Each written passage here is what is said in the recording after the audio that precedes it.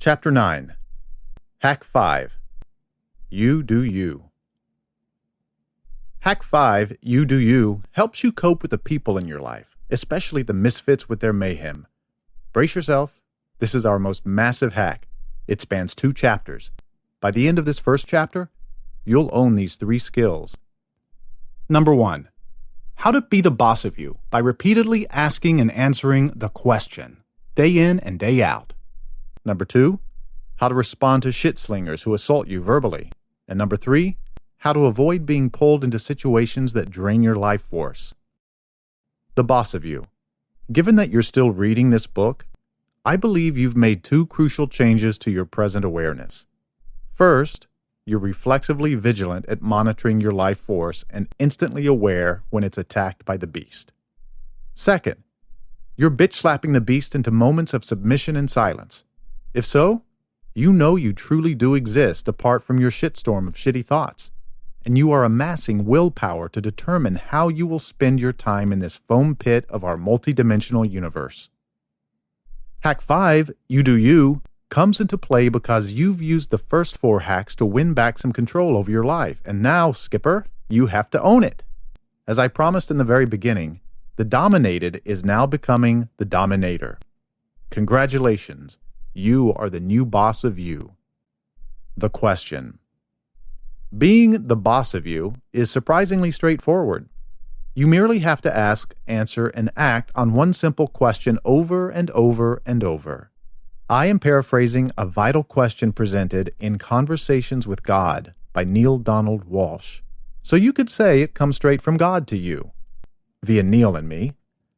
As you deal with the daily mayhem of the misfits, and other wacky themes in the foam pit of our multidimensional universe, calmly and repeatedly ask yourself the question, who or how do I choose to be in relation to this?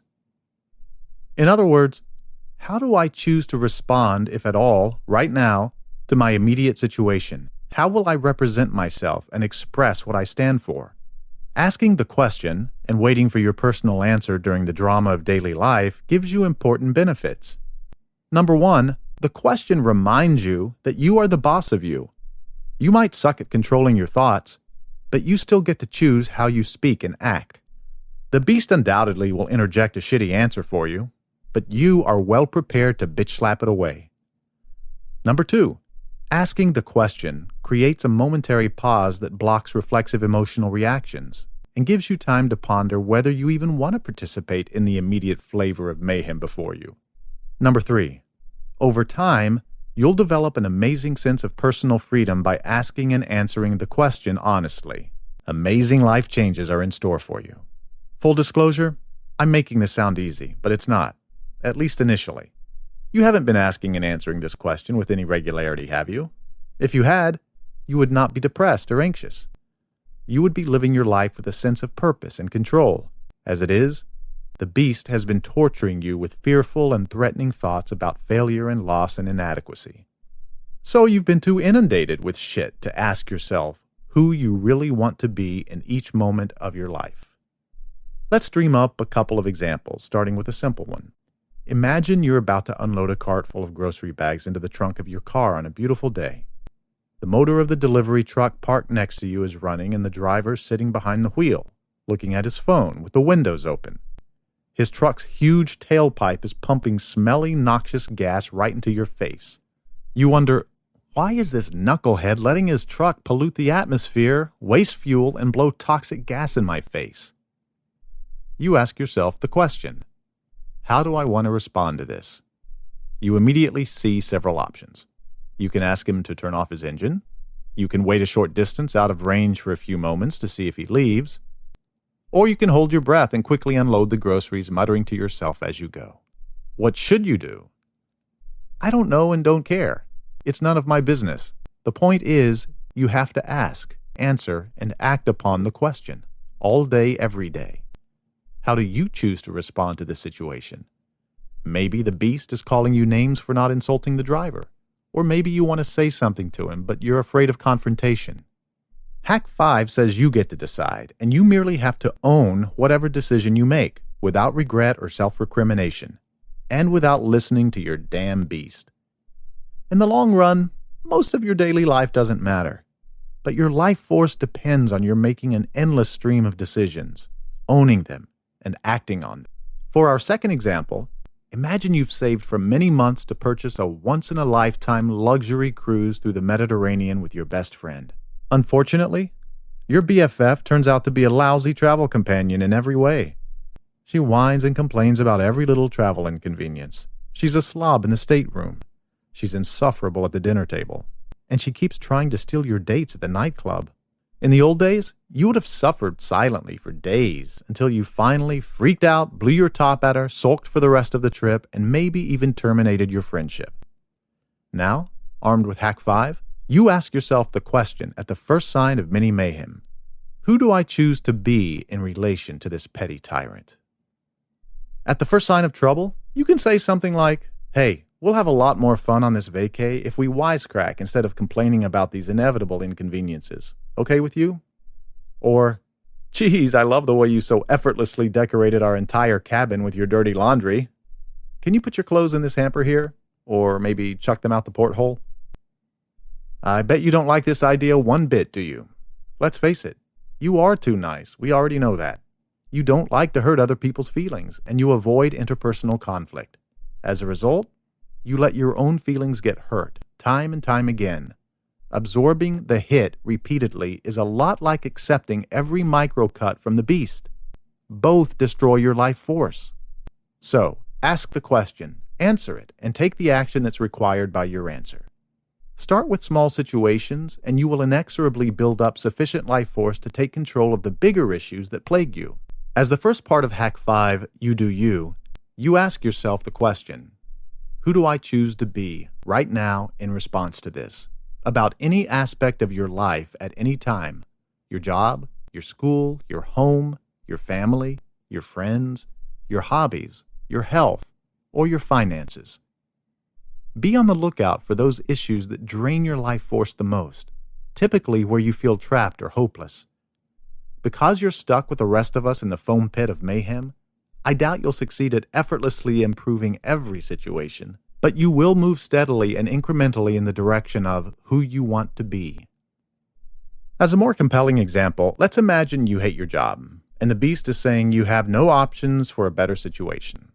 You're a devout vegan working 12-hour days scraping cattle bones in a meatpacking plant because it's the only job in your small town that pays enough money to support your infirm parents, your disabled spouse, and your 6 special needs foster kids.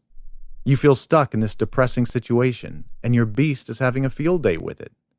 You were suicidal, but now you are bitch-slapping the beast relentlessly and clinging to the slight improvement in your life force. You are ready to ask yourself, who do I choose to be in relation to this shitty situation? Sorry, but the price of this book cannot buy you an easy answer to daunting problems that plague you. However, the You Do You hack creates a whiteboard for you to sketch out an expanded view of possibilities. You list as many options as you can think of. You tell the beast to shut up when it interferes. And you consider at your leisure which of these options best represents who you will become. It's your life. And ultimately, your only real obligation is to choose something that bolsters your life force and to act on it. It's far better you disappoint other people with your choices than be so miserable trying to please everyone that you want to die. Let's consider a few options for our depressing example of the long-suffering vegan working in the meatpacking plant, bearing in mind that your beast's opinion is irrelevant. Number 1.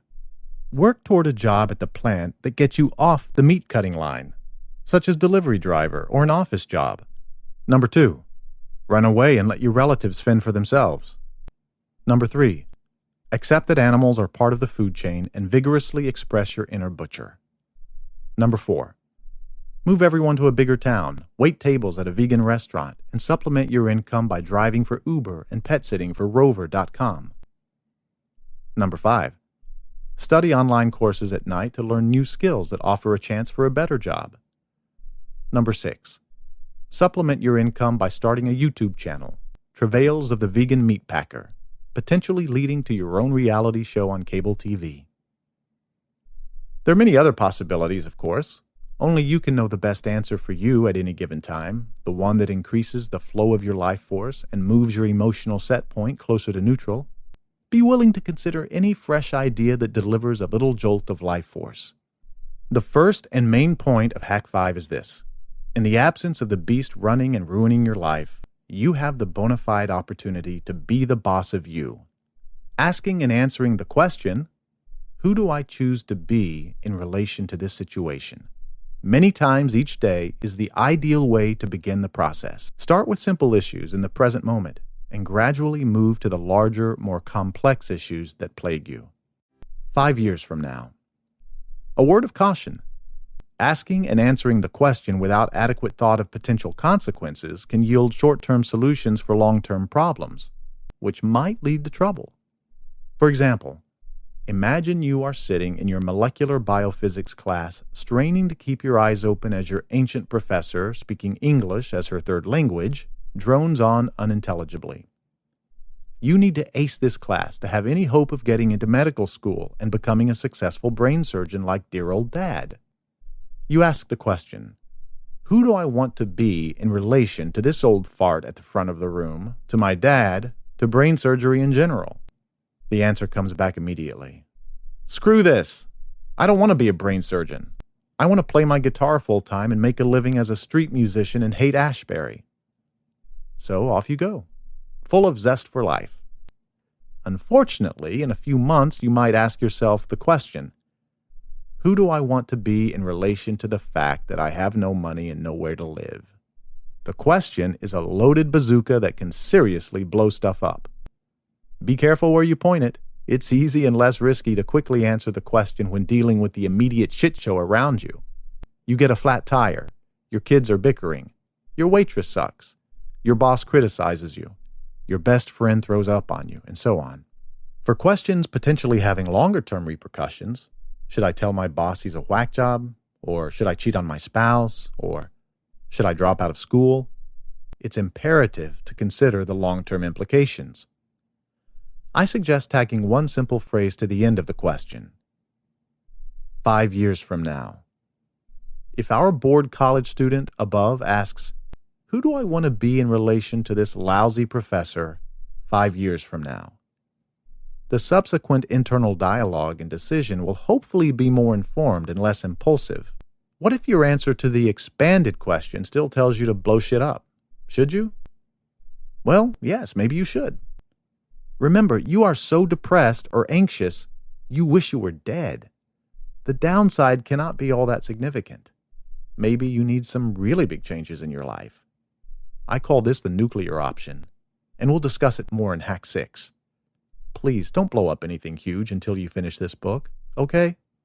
In the meantime, practice asking and answering the question, with and without the 5-year clause, as often as you can.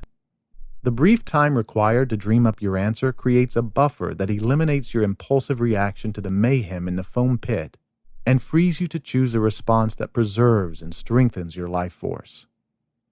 We invested a solid 10 pages into the question. It is that important. Tell me, who do you choose to be in relation to the question suggestion? Will you start using it? It's fine with me if you shut this book for a couple of days while you figure that out. Then rejoin me for Phase 2 of Hack 5. You do you. Shit slingers. Phase 2 helps you cope specifically with people who contribute negatively to the shit show in your head. I call them shit slingers, but you might prefer a different moniker, such as control freaks, assholes, dirtbags, petty tyrants, or narcissistic psychopaths. Their presence in your life is every bit as toxic as the beast. By my definition, shit slingers are those who deplete your life force. That's it. Anyone whose presence or behavior diminishes your life force is your personal shit slinger. An individual might be popular, honored, or even revered by other people, but if his or her effect on you is negative, you are dealing with a shit slinger, and you'll have to proceed accordingly. I could go on about who these people are and how they treat others, but you already recognize the shit slingers in your life, don't you? I bet you have at least one who comes immediately to mind. But wait, don't some apparent shit slingers have your best intentions at heart? Don't they mean well? Yes, of course, some do. Let's say you're a teenager whose parents are freaked because you're flunking out of high school, hanging out with gang members, smoking dope before breakfast, and wearing lowrider pants that show 6 inches of butt crack. Or you're an unemployed husband with 2 young kids. Your wife is furious with you for playing video games on the sofa all day and night, while she works long hours and does all the mothering and housekeeping. Don't these people have a right to sling some serious shit at you, hoping to save you from yourself? Well, yes, indeed they do. But how's that been working for you all? Not great, I bet. Nobody can pull you out of your shitty situation but yourself. And you need to renew your life force to generate enough energy to move you in a better direction. If we can silence the beast and the shit slingers long enough for you to get skilled at asking and answering the question, you might build enough enthusiasm for this life that you'll hang around and participate in a meaningful way. After you use one of the techniques described below to stabilize your life force, I suggest telling the well-meaning person in your life how you are using the 7 life hacks to get better. Dealing with shit slingers. Your skill at Hack 1, the micro/hack, has prepared you for dealing with shit slingers. You'll easily recognize every shit sling the instant it flies at you, and you'll be ready to respond before the shit sticks and further diminishes your depleted life force. However, managing shit slingers is more complicated than bitch slapping the beast because the slingers, as your parents, teachers, bosses, spouses, friends, or partners, often have power over your life circumstances. Responding to a shit sling with blow it out your ass could have serious repercussions. As an alternative to bitch slapping, I offer you 3 additional techniques. Number 1, dodge. Number 2, smack back. Number 3, broken record. The dodge. The dodge is the easiest technique. When you sense some shit winging your way, you simply dodge out of the way and ignore it. It does not diminish your life force. The secret to a successful dodge lies in the second of Don Miguel Ruiz's 4 agreements. Don't take anything personally. You conclude the nastiness has little to do with you. It's the slinger's reaction to his or her own internal beastly battle. So, you merely nod slightly or raise your eyebrows to acknowledge that the slinger is dealing with his or her own emotional poison, and you let the shit fly on by. You are Teflon, baby. The dodge is most useful for smaller shit slings. For example, on a lunch date, your friend greets you with, "Gee, you look tired," small ouch. Before reading this book, you probably thought, "Do I? Oh, I must look like crap. I'd better rush to the restroom and freshen up." Now, in your testy bitch-slapping mode, you might be tempted to retort, "Oh yeah? Well, if I had a face like yours, I'd shave my ass and walk backward." But hey, there's no good reason to bring a firearm to a fiddlesticks fight, so now you simply dodge the remark with raised eyebrows and watch it ease on into the ether. In other words, don't sweat the small shit, and don't let it diminish your life force. The smackback. Unfortunately, it isn't all small shit. Inevitably, you get hit with a load of crap that's too massive to dodge. Whenever you feel a slinger's words or actions inflicting damage to your life force, it's time to abandon the dodge and unleash the smackback. In essence, you smack the emotional poison, the turd, right back at them before it can stick to you and diminish your life force. What should you say? Frankly, it doesn't matter, as long as your life force is immediately restored. Your response is similar to how you handle the beast. There's no need to discuss, argue, reason, cajole, or coddle. Communicate to them and to yourself that you will not be intimidated or diminished. It could be as simple as saying, "Ooh, that was nasty," or "That's not how I see it." Or it could be as vicious as, Tell me, does your anus ever get jealous of the crap that comes out of your mouth? Decide how nasty and vitriolic you must be to immediately restore your life force to whatever level it was before the verbal feces smacked into your face. Let's do a little exercise to illustrate this. Suppose you're a woman and one of your best friends says, "Honey, I know I was a bridesmaid at your wedding and you helped me plan mine and shop for my dress, but unfortunately, my fiancé has such a big family that I can't invite you to my ceremony. I still have a seat for you at table 19 at my reception, but you won't be able to bring a guest." Ouch. Do you feel the sudden drop in your life force? Of course you do. In the old days, you would have answered meekly, Oh, I'm sorry to see you under such pressure. It's okay, honey, no problem. I understand completely. In other words, I am your rug, please walk all over me. And off you'd slink with your diminished feeble life force. But now, you're a bitch-slapping beast slayer, and you immediately recognize the splat of a shit slinger. You're ready for action.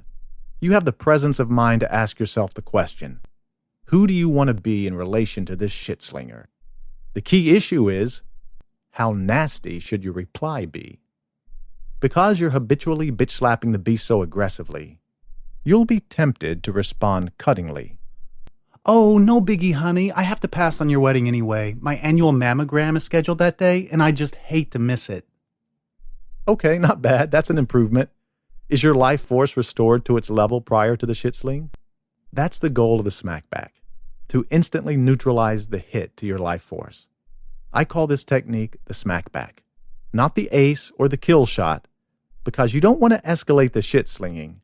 You just want to even things up and keep the ball in play, so to speak. A more thoughtful response might be, wow, that really hurts my feelings. I'm so disappointed. I thought I was your best friend, and you would insist on sharing your special time with me.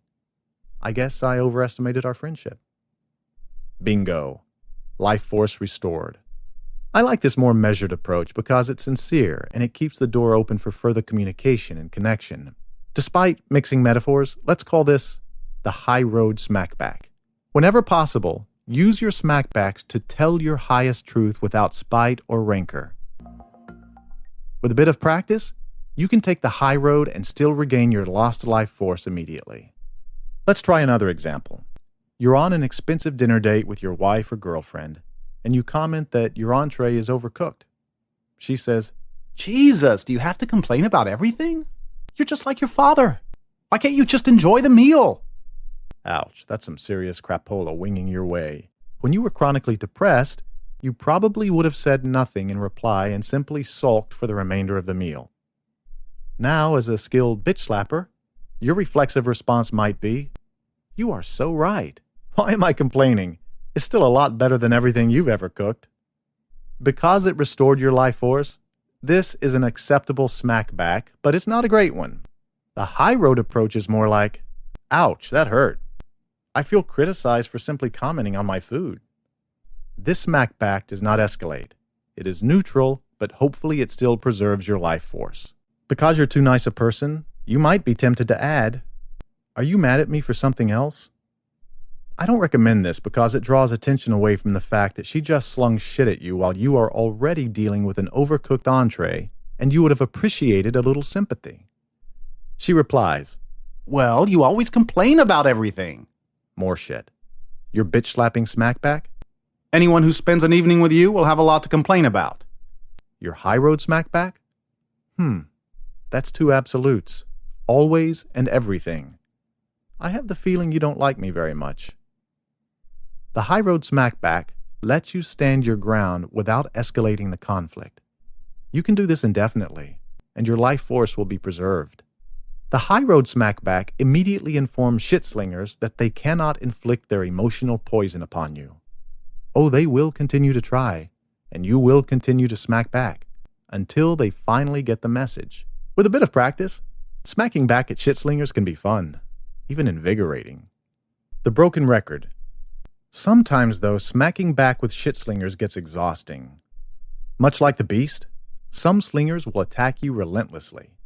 When you find your smackbacks getting weaker and your life force diminishing, you can always fall back on the broken record technique. The broken record involves repeating the same phrase over and over again until the shitslinger gives up. If you like, you can pick 2 or 3 personal favorites and repeat them. Deliver them with a tone of finality that strengthens your life force. It's that simple. Here are a few examples. I'm finished talking about this. That's not how I see it. I need to think about that. Let's agree to disagree. Ow, that hurt my feelings. That's my business. Stay in your lane. Let's change the subject. Hey, you do you. Which phrase you select to repeat like a broken record is immaterial. What does matter is your state of mind, which must become every bit as relentless as the shitslingers. Believe me, After a bit of practice, the smackback and broken record techniques become as reflexive and effective at preserving your life force as bitch slapping. Now, take a minute and pick one of the main shit slingers in your life. On page 31 of your PDF workbook, write a typical shitty comment they sling at you, and then dream up a decent smackback, a high road smackback, and a broken record response. If you enjoy this, grab a separate piece of paper and write responses to all the shit slingers you deal with daily. The practice will be good for you. What others think of you. Perhaps you resist the idea of responding assertively to shit slingers. You fear your remarks might upset them, might make them judge you harshly, might even make them reject you and not be your friend or lover or spouse or partner or parent, etc. any longer. Do you worry more or less continuously about what other people think of you? This fear is a potent weapon the beast wields to create and sustain your anxiety and depression. The beast taunts you with thoughts of how others might dislike your words, actions, appearance, or mere presence. Are you aware of this constant nagging concern in the back of your mind? Tell me, do you think happy, productive people worry a great deal about what others think of them? No, they don't. You'll recall at the beginning of this book, I required your willingness to become a different person. You took a huge step when you agreed to recognize harmful thoughts and to bitch slap the beast relentlessly. I bet you're getting pretty good at it. Now I'm compelling you to shift your background attention from worrying constantly about what people might think of you toward a vigilant recognition of how the words and actions of others impact your life force in every moment. Safeguarding your life force must become the vital concern that drives how you interact with people. As an aside, let me point out that fretting about what others might think is idiotic anyway. Most people have no control over the beast-driven shit shows in their heads. The critical thoughts they express about you stem from negativity the beast is using to diminish their life force. Who cares what they think? You will love the freedom that comes from honoring the old adage, "What others think about me is none of my business." From this moment on, you're going to implement the same vigilance toward shit slingers that you apply to microslashes from the beast. You are instantly going to recognize each hit and immediately apply a dodge, smackback, high road smackback, or broken record technique to recover your life force, regardless of what anyone thinks about it. This might be a good time to close the book and spend a day or two thinking about the second element of Hack 5, You Do You. Dealing with shit slingers who attack you verbally. Get your creative juices flowing and have fun with it. Not my monkey. Learning to cope with shit slingers helps you preserve your life force from verbal attacks. Now will protect you from people trying to control you and your actions. As a prelim to hacking your external world, I described the dominant theme of our material world as mayhem with the misfits. The third aspect of Hack 5, You Do You, helps you allow the misfits to do as they shall, without getting sucked into situations that drain your life force. Do you sometimes comply with requests you definitely don't want to do? For example, in your senior year of high school, your best friend says, "Bro, you know I lost my driver's license from that dumb DUI, and I need you to drive me and 𝐥𝐤𝐤 around tonight for her school dance. You got a big back seat that we can put to good use." Or maybe your middle-aged coworker says, "I need you to take my 2 dogs and 3 cats this weekend because my new boyfriend is visiting from out of town and he's allergic." Or imagine you're at dinner with 2 good friends in your senior living dining room and a staff member stops by and says, "Can I seat poor Ms. Ruthie with you from now on? No one else will sit with her anymore." In each of these situations, you cringe when the request is made, yet you acquiesce because you feel obligated. Have you noticed how your life force takes a hit when you say okay, and diminishes still more as the event unfolds? If you weren't depressed or anxious, we might agree it's okay to put up with the bullshit. After all, life is full of it. However, restoring your life force is our sole concern, and this is an opportunity to preserve our meager but precious gains. You are growing skilled at recognizing when your life force is being threatened, so you can easily sense when a request or a demand is potentially diminishing. What to do?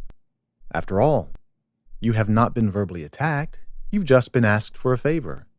It would be impolite to say no. What if you want to return a favor in the near future? You always consider these thoughts when asked to do something you don't want to do. then you comply to the detriment of your life force, right? Not anymore. Recall at the beginning of Hack 5, You Do You, you learned to ask and answer the question, who or how do I choose to be in relation to this? Have you been working on that? I sincerely hope you're getting the hang of it. Now we're going to expand the question. Ask yourself, is this my circus? Is this my monkey? If you decide you don't want the circus or the monkey, the fornicators in your back seat, the dogs and cats in your home, or unpopular Ms. Ruthie at your dinner table, just shake your head slowly and say, not my circus, not my monkey. Then move along with your vital life force undiminished. You'll be amazed at how much more free time you'll have when you stop letting misfits throw their monkeys onto your back. Aren't you being selfish? Why, yes, you are. You are selfishly increasing and preserving your life force. If you sense that a requested action will actually increase your life force, then accept immediately, of course. If not, you must decline. When, in the coming times, your emotional set point stays firmly above neutral, you'll be able to accept the occasional monkey on your back. For now, practice saying, however softly, not my circus, not my monkey. Relationship circus. You'll probably encounter the most nettlesome, shit-slinging, and circus monkeys in your closest personal relationships. Some of your friends and family members take your feelings for granted as they obsess about the potential judgments of strangers. As a result, those closest to you say and do shitty, unfiltered things that hurt you while walking on eggshells around other people. This is weird and ironic because, of course, you are most vulnerable to the words and actions of those closest to you. That's why some of the worst shit-slingers are the very people you really care about disappointing. For example, imagine you recently fell into an exciting new romance. You're cautiously optimistic that this young relationship can actually endure, and you start to believe you'll be happy at long last. Suddenly, though, your new lover becomes irrationally jealous about your existing friendships and starts demanding that you cut them off. You are ordered to text your whereabouts continually, with real-time pics proving you're not with former lovers. As you grow more and more isolated, you feel increasingly anxious and afraid. Oddly, you're not anxious about losing all your friends. Instead, you obsess about upsetting the narcissistic psychopath whose unjustified jealousy is sucking all the air out of the relationship. What to do? You already know. You have two main hacks to unleash: bitch slapping and asking or answering the question. First, realize the beast is using your new lover as a potent theme to create highly charged, shitty thoughts to rain down on you. This dysfunctional relationship is good for the beast, so it's likely to give you lots of reasons to continue your unhappy romance. Oh, your lover is just insecure, suffers from the same anxiety as you, has been hurt before, has trouble trusting people, but maybe it can all be different with you. By now, perhaps you realize that even these supposedly hopeful thoughts feel shitty and are draining your precious life force. Bitch slap aggressively. Remember, the content of shitty thoughts is irrelevant. Worrying about what your lover thinks feels shitty. If it feels shitty, bitch slap. Next, ask yourself the question: how do I want to be in relation to an insanely jealous lover? Do I really want this monkey on my back? If you are really strung out over this petty tyrant, you'd better face yourself in the mirror while you ask and answer. Most likely, your honest answer to the question will be stark enough to clear your head and help you sidestep toxic relationships. If for some inane reason you insist on hanging in there with your insanely jealous lover, you'll have to dodge, smack back, and throw down monkeys all the livelong day. It is your circus. It is your monkey. On page 33 of your PDF workbook, take a few minutes to describe your most dysfunctional personal relationship. Then answer the question about this relationship. At this point in Hack 5, you're well armed with powerful hacks to overcome external threats to your life force as they occur. You ask and answer the question to be the boss of you.